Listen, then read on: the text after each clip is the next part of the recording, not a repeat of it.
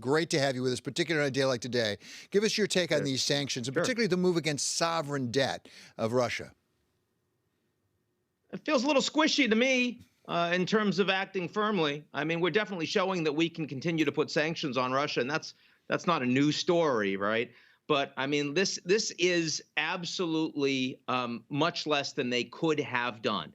Secondary markets not affected at all, which means non-U.S. people can buy Russian bonds and then sell to U.S. persons. So that really limits the impact of the measure.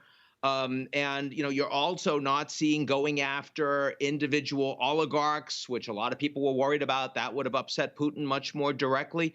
And at the same time, this is the same Biden that brought up in a phone call with Putin, hey, let's have a summit meeting in a third country sometime soon.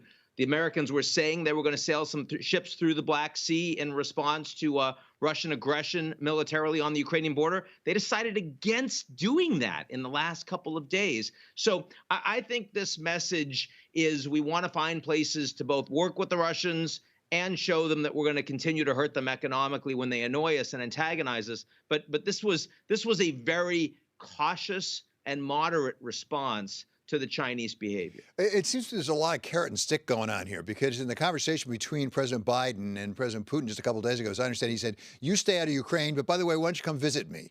It's a strange way to make an invitation for a summit. Is that likely to happen, that summit, do you think? It was interesting to see the Kremlin's response, which was kind of well, if you really want us to come and visit, you're putting sanctions on, we can't say yes right now.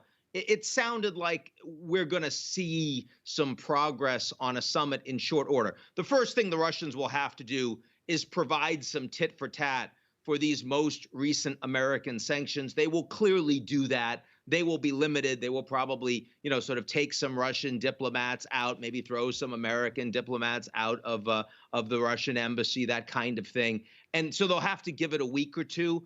But I think in relatively short order, you will see movement on an in-person summit between Putin and Biden. Putin doesn't want to show that the American sanctions are hurting him. And so as a consequence, there is an incentive for them to downplay the impact of what the Americans are doing. And as I already suggested, it's not that big of a deal. I think the more proximate question is, do the Russians decide they want to participate directly in the Earth Day summit that's coming up in very short order, being hosted by the Biden administration? This is by far the largest multilateral diplomatic effort that Biden has engaged in so far, and the Russians haven't yet responded to the direct invitation to President Putin.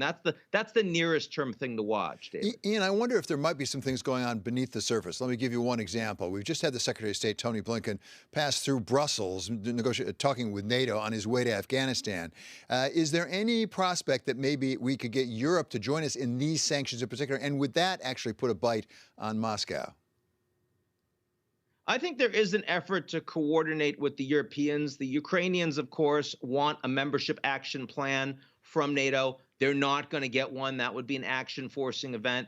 The Americans really want the Germans to back away from the Nord Stream 2 pipeline. It increasingly looks like the Greens are going to play a large role in the post-Merkel government in Germany. That would make it much harder to make the constructed Nord Stream 2 pipeline operational. So there are a lot of areas where the Americans and the Europeans can get closer together than they had been heretofore in the Trump administration. And I think that Biden and Blinken's efforts are showing some progress. There's no question about that. But is it too much to ask, for example, the German banks not to buy in the primary market either, or the English banks for that matter?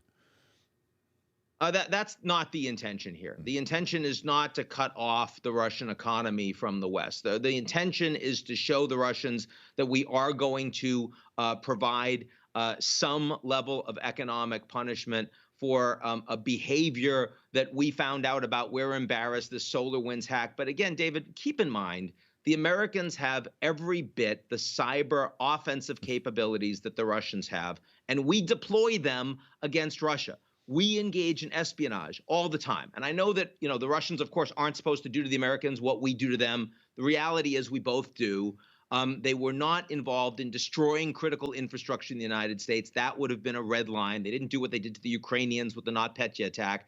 I think we shouldn't make too much out of this.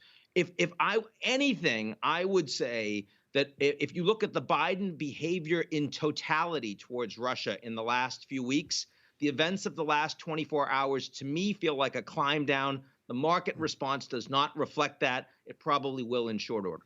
Let's talk about the other reason that Russia's been in the headlines this week, and that is, of course, because of the border with Ukraine. As there are reports, something like 40,000 troops, I read, are massing there. That is actually, I think, a large reason why Tony Blinken went over to Brussels to talk to NATO.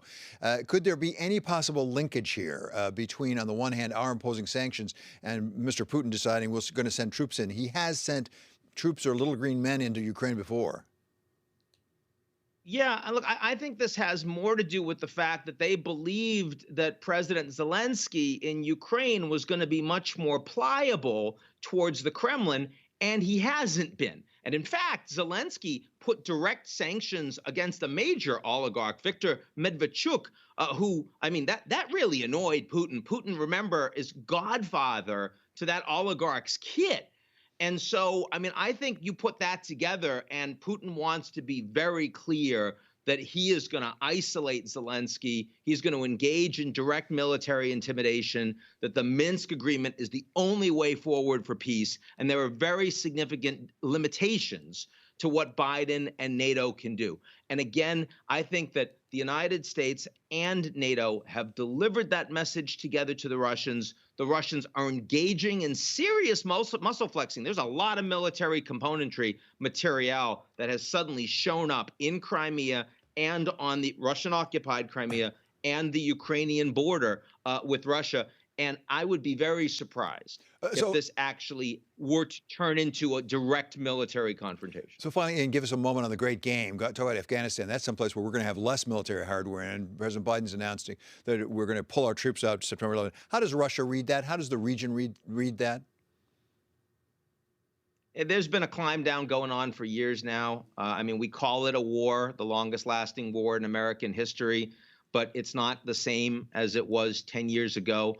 And, you know, the fact is that you still have a footprint on the ground. It's still costing the Americans, and there's no near-term prospect of creating the conditions where the Americans could suddenly put a stake in the ground and say, we've won. The Russians have a history with losing in Afghanistan and spending an inordinate amount of money and human lives. And the Americans are now experiencing the same. As you know, Biden, when he was vice president, said we were going to get out of there by 2014. Absolutely didn't happen. Trump said he's going to get out. Didn't happen. Again, footprint was reduced. Now Biden says he's going to get out. Obama made an announcement, too, yesterday in support.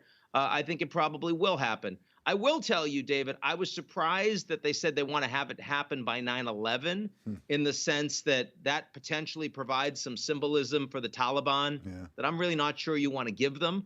But I think having spent over $1 trillion and the Americans having lost over 2,000 lives, in addition to the tens of thousands of civilians killed in Afghanistan, there aren't many Americans that want the United States to keep going with this conflict.